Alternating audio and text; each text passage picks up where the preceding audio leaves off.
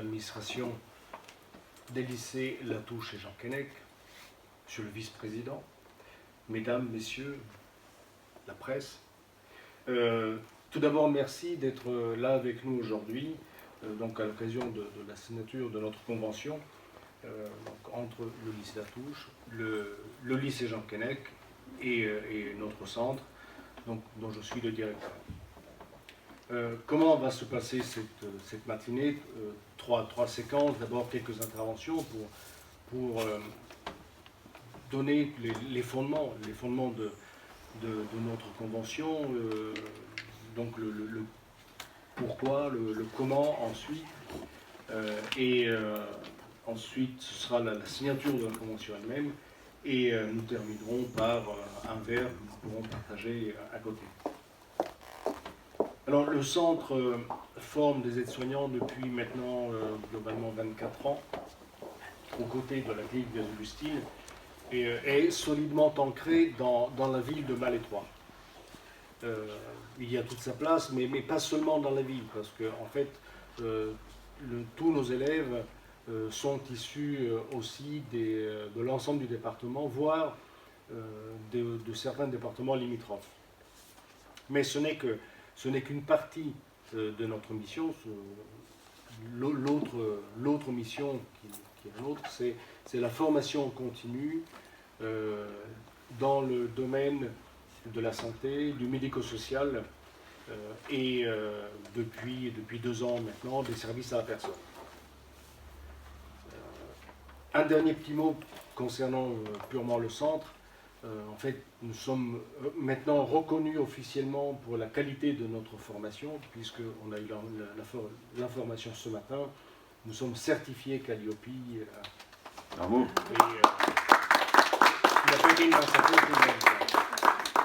C'était parfois un grand moment de solitude. Alors, la collaboration avec les lycées Jean Keinec et Latouche est relativement ancienne.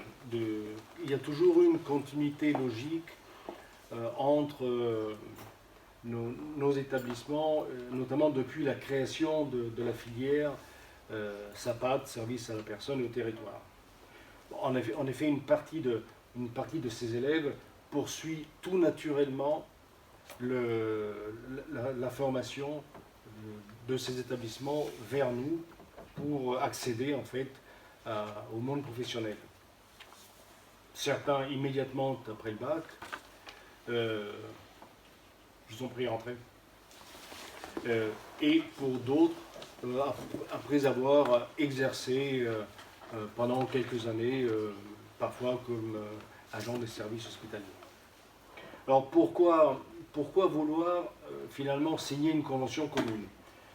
En fait, depuis 2018, nous avons ressenti le besoin de rassembler les principaux acteurs locaux du territoire ayant des intérêts convergents pour l'enseignement, pour la partie établissement, la formation, l'accès à l'emploi et la réinsertion. Alors, le premier constat était celui du besoin de cohérence. Besoin de cohérence au niveau de l'action régionale. Le deuxième constat portait, lui, plutôt sur un besoin d'une information claire vers les jeunes, mais pas seulement, vers les familles, vers les futurs employeurs. Et le troisième constat était la nécessité de mener une réflexion sur les nouvelles filières qui apparaissaient et finalement les travaux du Ségur de la santé nous l'ont confirmé. Bon, alors je n'irai certainement pas jusqu'à prétendre que c'est un jour historique, mais la date est quand même importante, parce qu'elle, comme Madame Mongeal l'a dit, elle concrétise notre volonté de travailler ensemble. En fait, nous nous donnons les moyens d'être plus efficaces dans notre action, d'améliorer notre visibilité et de proposer aussi une offre qui sera, elle, plus lisible. Alors je terminerai ma courte intervention sur un proverbe africain bien connu qui dit que seul on va plus vite, ensemble on va plus loin. Et j'y ajouterai aussi pour le bien de tous, et notamment des jeunes, dont nous avons la charge. Voilà, en tout cas, c'est bien là notre objectif et notre détermination. Voilà ce que je comptais dire en préambule. Au gré des interventions, donc après... Bonjour à toutes et à tous. Merci de votre présence ce matin. Alors, j'ai écouté ce que tu as dit, Giorgio. Alors, je ne sais pas si c'est un jour historique, mais c'est un jour important. C'est un jour important parce qu'on allie nos forces. On allie nos forces vives, nos équipes pédagogiques, nos projets futurs. Et je crois que ça marque d'une pierre blanche aussi cette journée. Alors bien sûr, le lycée Latouche et le lycée Jean Keinec sont deux établissements d'enseignement agricole privé qui dépendent de la Fédération nationale qui est le NEAP. Et ces deux établissements ont dans leur lettre de mission les 5 missions d'enseignement agricole. Et dans ces 5 missions d'enseignement agricole, il y a une mission qui concerne être acteur de son territoire. Je crois que véritablement, aujourd'hui donc, en étant ensemble pour aller plus loin, comme tu l'as dit, c'est vraiment de se dire entre nous aussi qu'on a cette charge, cette mission de proposer à nos jeunes du territoire, voire même plus loin, un parcours de formation, des parcours de formation, qui soient au service des jeunes, des familles et de la profession. Évidemment, ça demande des échanges, ça demande évidemment des constructions communes, ça demande du temps, ça demande aussi évidemment une relation d'abord entre les équipes. Et je tiens particulièrement à remercier Giorgio. Giorgio est un homme discret et humble, mais je dirais que c'est lui quand même qui, au départ, m'a sollicité en disant « Bruno, il faut que je te parle ». Et quand Giorgio m'a dit « Bruno, il faut que je te parle », ça veut dire que c'était important. Et donc je remercie Giorgio vraiment pour, je dirais, son esprit, je dirais, d'innovateur, hein, de pionnier. Et il nous a dit, c'est vrai qu'on est voisins. On est ensemble au quotidien, chacun dans nos fonctions, chacun dans notre mission. Je pense qu'il est temps qu'on puisse aller ensemble de l'avant. Voilà, donc on va t'applaudir Giorgio, c'est bravo. Bravo à toi. Oui, mais je te le dis, voilà, vous me connaissez, moi je suis naturel, bon voilà. Ce que je veux dire aussi ce matin, c'est évidemment, plusieurs personnes vont intervenir sur les parcours de formation. Alors qu'ils soient au niveau, bien sûr, formation initiale, tel CAP, en bac pro, en BTS. Hein. Donc Florence va intervenir, Madame Cécile va intervenir, Lydia et Armel vont intervenir, sur ces différents niveaux. Ce qui est important de voir ici, c'est que l'objectif, comme tu l'as dit tout à l'heure, Giorgio, c'est de donner une lisibilité. Je suis élève en collège, et je vais avoir la possibilité de suivre plusieurs cursus de formation, et sur le territoire, j'insiste beaucoup, hein, sur le territoire, on va pouvoir me proposer des opportunités possibles allant jusqu'à l'emploi. Hein, parce qu'on parle de formation, mais derrière, il faut parler d'emploi. Voilà. Et je sais que c'est un secteur qui recrute beaucoup, où il y a beaucoup de besoins aujourd'hui, et je crois que ce rassemblement entre les deux lycées, Jean Keinec, Latouche et le centre de formation de Saint-Michel, c'est simplement aussi une réponse à cela. C'est simplement une réponse à cette envie, demain, d'être force de proposition dans les formations. Alors évidemment, on va retrouver bien sûr différentes possibilités en formation initiale, de l'apprentissage, de la formation continue. On peut très bien demain imaginer aussi un centre de formation continue qui puisse aussi proposer à nos équipes pédagogiques, aux équipes de soins, des formations spécifiques, ce qui est déjà fait dans le centre Saint-Michel, et peut-être dans le jour de demain qui peut se développer. Et puis, bien sûr, c'est d'abord, comme d'habitude, une affaire, je dirais, d'hommes, et de femmes, hein, bien sûr. Fais attention à ce que je dis, hein, bon voilà. Bon, ça veut dire quoi? Ça veut dire que tout simplement, c'est des équipes qui se mettent en marche ensemble pour se dire, tiens, qu'est-ce qu'on va proposer, qu'est-ce qu'on va mettre en place, voilà, et donc ça nous amène, bientôt sur le lycée Jean Keinec, à accueillir une promotion d'aide-soignant en apprentissage. Ça va nous amener, on va vous l'évoquer tout à l'heure, à ouvrir dès septembre 2022 un BTS DATR dans le domaine du développement et de l'animation des territoires ruraux sur Pleurmel. Ça nous amène sur Malétroit à ouvrir dès la rentrée prochaine, c'est-à-dire dans 2 mois, je dirais un bac pro en apprentissage en service aux personnes et au territoire. Et puis bien sûr, tout cela demande, je dirais, à être coordonné, tout cela demande, je dirais, à avoir du sens, et je crois que bien sûr, l'appui des professionnels, l'appui des structures va nous permettre encore d'avancer davantage sur cette proposition de formation. Et puis, je dirais aussi, non pas en conclusion, mais avant de passer la parole à Florence, qui va présenter un peu donc les niveaux de formation, je voudrais simplement aussi m'adresser à tous en disant qu'aujourd'hui, un des objectifs, c'est aussi de développer sur le grand pays, Pleurmel, Malétroit, un pôle santé sociale qui pourrait regrouper de la formation initiale, de l'apprentissage, de la formation continue, au service du territoire, et pour le développement demain d'autres formations possibles. Parce que je crois que c'est aussi l'enjeu qui est aujourd'hui celui-là sur le territoire, et je crois que d'être aujourd'hui ensemble, associés sur ce projet, on ne peut que se réjouir de ce qui viendra après. C'est une construction, voilà, elle débute, voilà, on est en train de poser la première pierre ce matin, voilà, donc, et bien plus tard, espérons que cette pierre et cette construction se développent,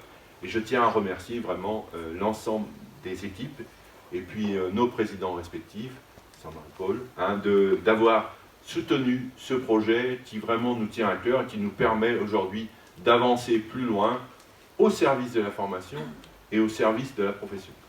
Voilà ce que je voulais dire. Merci à tous. Invitation. Donc le petit focus très rapide que je vais faire, c'est notamment sur l'apprentissage et notamment la vision, comme disait Georges tout à l'heure, employeur. Donc la clinique des Augustines recrute tous les ans 2 apprentis aides-soignants. Donc les apprentis sont accompagnés par les équipes de soins et notamment par les responsables d'unité qui sont les référents. En plus, le réel avantage de l'apprentissage, c'est qu'en plus des périodes de stage que peut avoir l'apprenti, il y a aussi ces moments où ils sont salariés au sein de la clinique qui viennent consolider tout leur apprentissage, leurs compétences sur ces moments-là, et ça permet également de les encadrer un petit peu plus.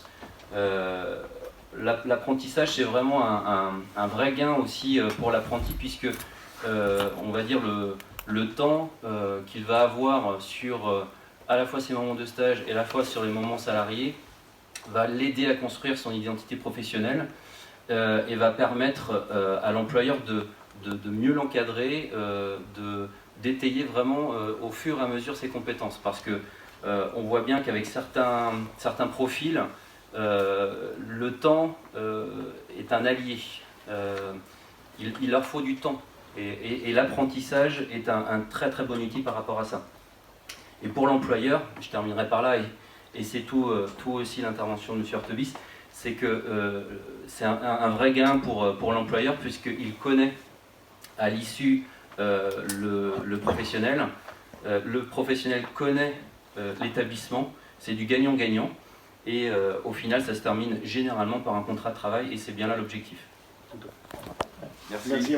Florence Auger, donc je vais vous parler en effet plutôt de la carte de formation en effet que les lycées, donc la touche Jean Keinec en effet propose, en sachant en effet que nous recevons des jeunes du territoire, on va dire local et départemental pour le coup, qui souhaitent en effet entrer dans des démarches de formation, mais plutôt professionnelles. C'est-à-dire qu'ils cherchent des stages, ils cherchent en effet des contenus où ils vont être en prise en effet directe avec en effet le terrain. Ça c'est hyper important. Alors pour autant, on reçoit des jeunes qui n'ont pas forcément tous les codes non plus, ni voilà, toute la posture professionnelle. Donc là, je remercie aussi les équipes enseignantes des 2 établissements qui permettent aussi aux jeunes à la fois de s'initier aux compétences professionnelles dans le secteur du service à la personne, que ce soit à domicile, que ce soit en structure, mais aussi de développer chez eux des qualités humaines, des qualités aussi en termes de profil, de discrétion, etc.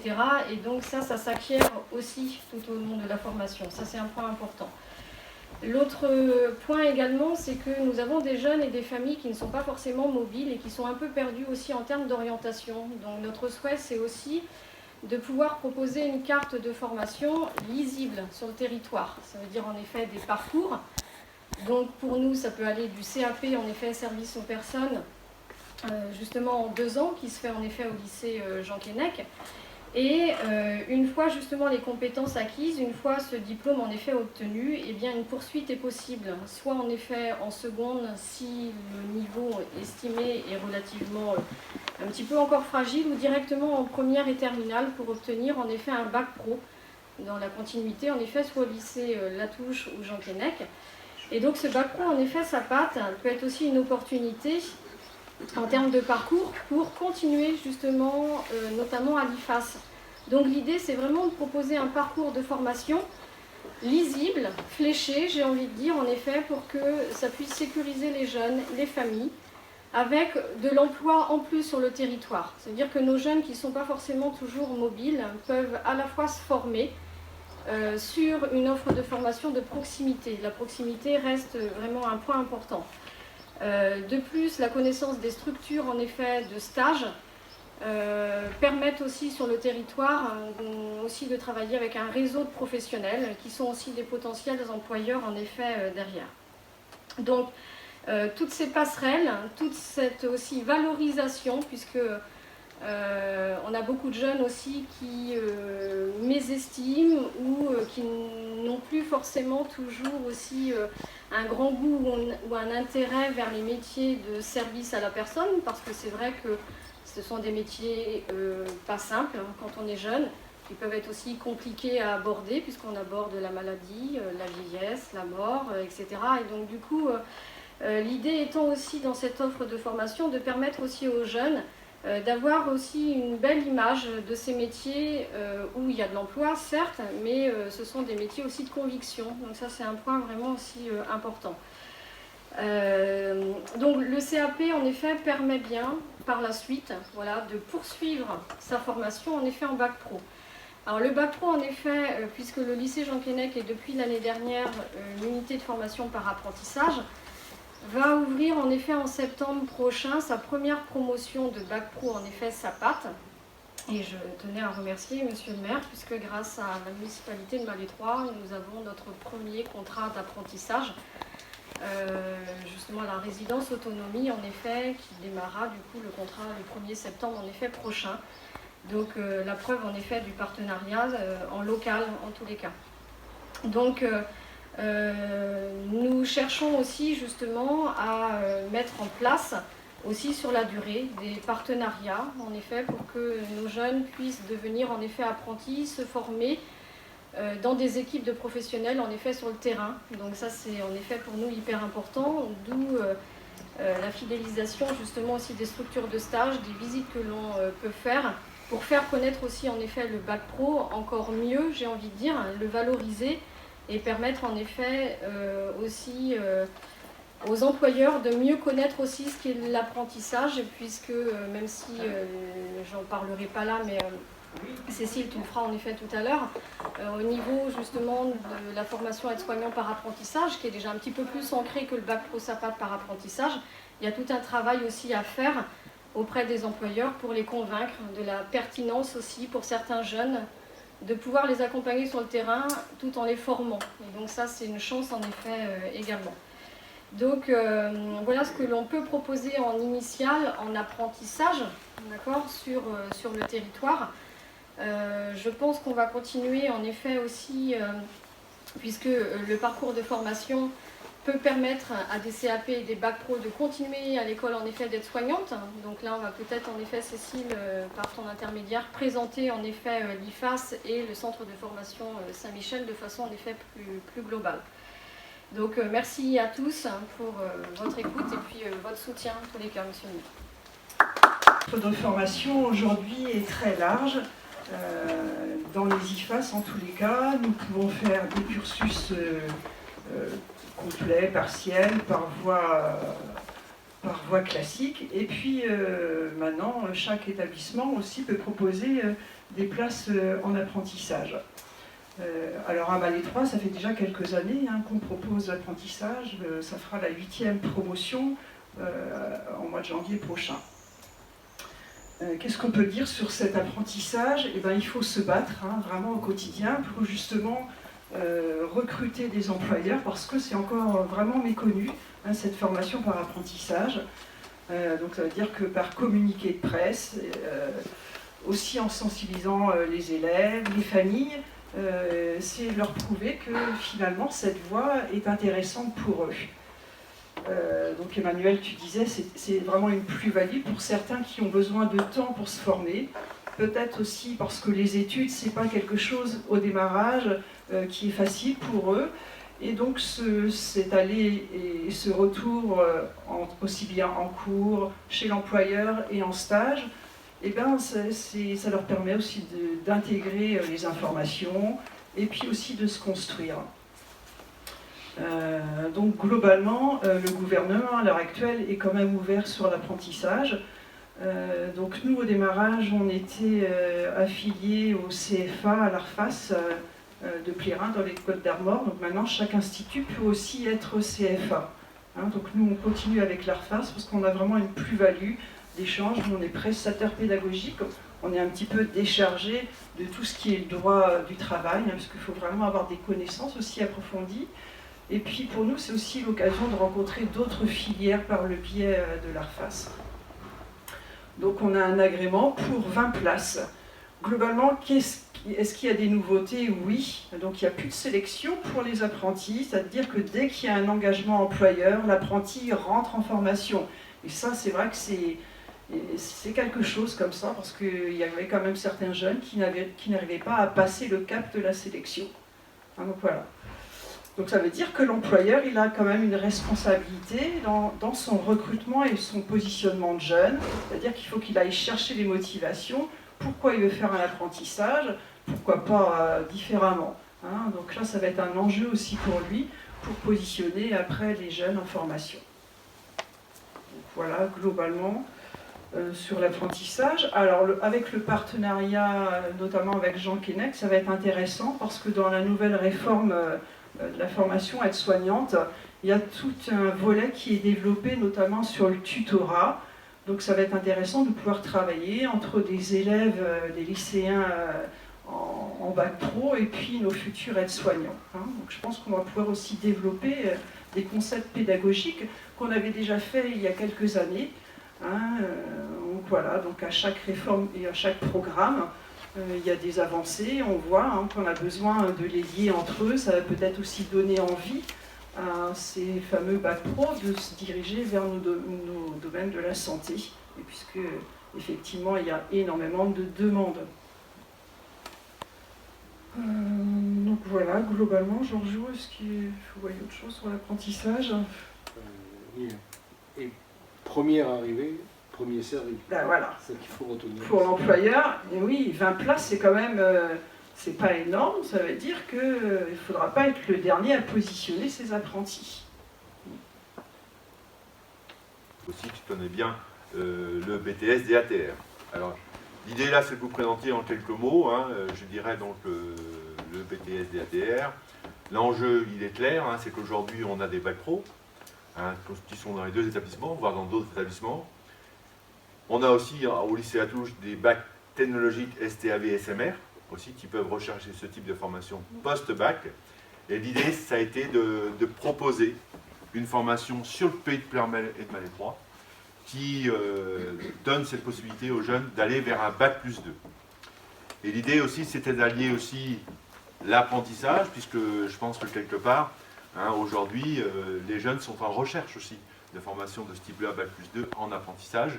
Donc voilà, c'est pour ça qu'on a lancé l'idée avec les 2 établissements. Et donc, dans le cadre de la carte des formations, aujourd'hui, il est évident, hein, que ce BTS doit trouver sa place, voilà, dans le paysage. Alors donc, ça demande bien sûr des relations avec les réseaux, des relations avec les professionnels, faire connaître la formation. Et voilà, c'est tout l'intérêt aussi de cette démarche. Et au final, tout simplement, se dire qu'à la rentrée en septembre 2022, donc, voilà, on espère tous que ce BTS pourra être ouvert au lycée Latouche dans le cadre aussi d'un partenariat avec les structures qui nous auront fait confiance pour prendre des apprentis. Voilà, je vous laisse la parole, Lydia et Armel.